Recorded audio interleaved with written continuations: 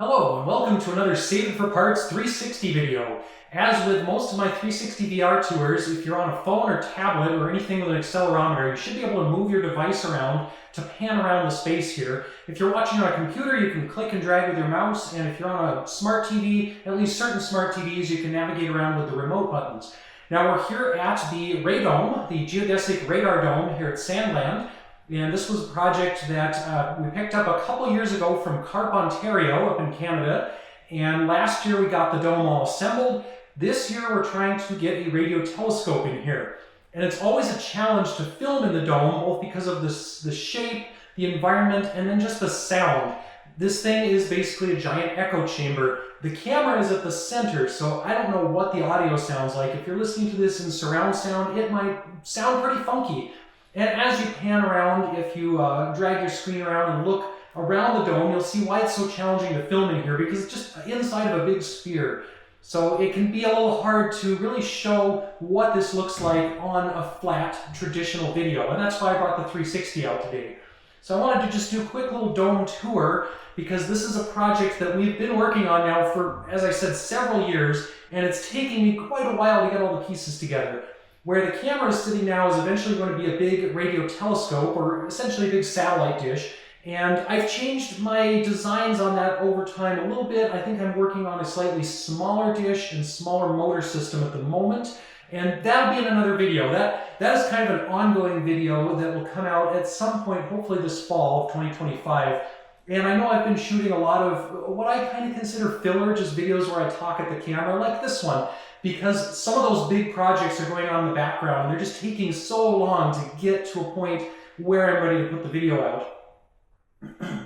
I have to remember not to do too many pauses or interruptions here, because it's really hard to edit and splice together 360 video. So I kind of have to shoot this all in one shot and not cut it up and splice it, or it just looks weird and the 360 software yells at me. So let's pop the camera off of the tripod where I have it now, and just look around the dome a little bit more. So look from up at the top.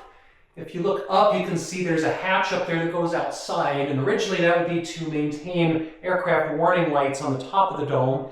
We've also had some wasp nests happening up there. You might be able to see those. I think we've got most of those killed, but there are sometimes still some insects in here. So coming back down, if you look around the bottom perimeter of the dome, you'll see some of the junk that's in here. I've got some stuff stored. We've got some stuff for our future projects, like a little power system and some cleaning supplies and whatnot, because it does get dirty in here between the bugs and the raccoons get in and whatnot.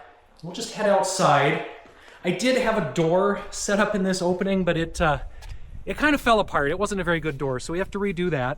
And the audio just has changed completely because we're outside of the echo chamber. But that door is going to be part of the upcoming video project. The dish will be part of the project. The floor in the dome, if you noticed, it's all gravel. That will be part of the video.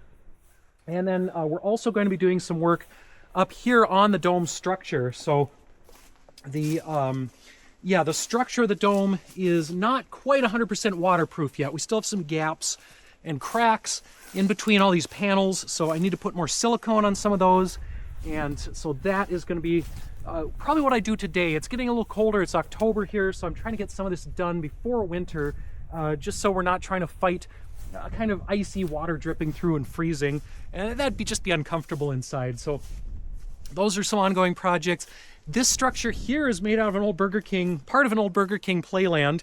And that's another video on the channel, but we were using that as kind of a gantry. The original attempt was to put the dome together, lift some of the pieces up with the Burger King crane, but it didn't end up happening. We didn't really end up doing that.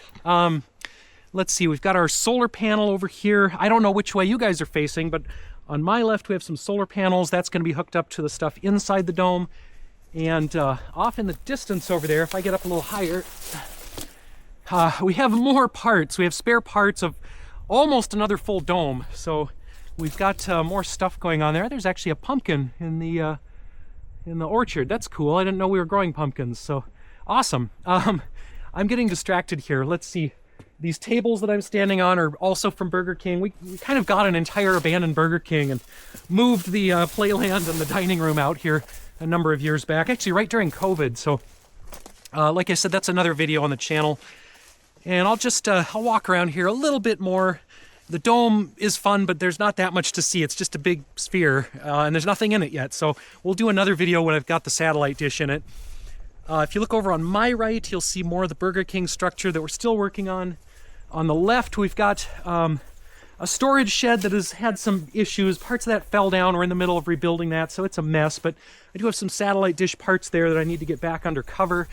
And then coming up in front of us is more of the Burger King Playland, which is also getting overgrown. But yeah, we're going to try to reassemble this at some point, but it's just been an ongoing project. And yeah, the weeds are growing up around our pile of Playland. So yeah, one of these days we'll get around to that, or it'll probably take a year or two to actually get it all together. But anyway, like I said, this was just going to be a short video, mostly showing where we are with the dome, mostly showing what the dome looks like in 3D VR on the Insta360 camera. So that was my main intent here. I'll go back in the dome one more time, and I'll wrap up in there for the folks watching in 3D or VR. I don't know if you can actually do 3D. That's always been a fad. Every 10 or 20 years, somebody thinks they've invented 3D TV or 3D movies, and it never takes off. I assume that'll just keep going for centuries. People will be trying to capture 3D TV, and it just never goes anywhere. But anyway, we're back into the echo chamber here,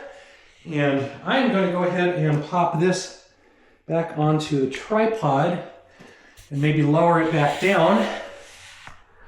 And yeah, I'll walk back around to the front where I was before. And again, I don't know which way you guys are facing. If you're not on a smart TV or a computer or a phone, maybe you were just stuck with one fixed view and this whole video made no sense. I don't know. But hopefully this was interesting to some folks. If you want to see more 3D tours of stuff out here at Sandland, let me know. I do have a 3D VR tour of the tunnels. I have a 3D VR tour of Axeman Surplus. I have some other 3D VR tours of stuff in Alaska. I should do one of our monorail out here at Sandland, but it's kind of full of raccoons as usual, so it's a little dirty in there. We'll do that as another video once I've had time to do some spring cleaning. Anyway, I'm going to stop babbling here and stop talking. Thank you guys for watching. Again, let me know if you want to see more 3D VR stuff like this, and we'll see you next time.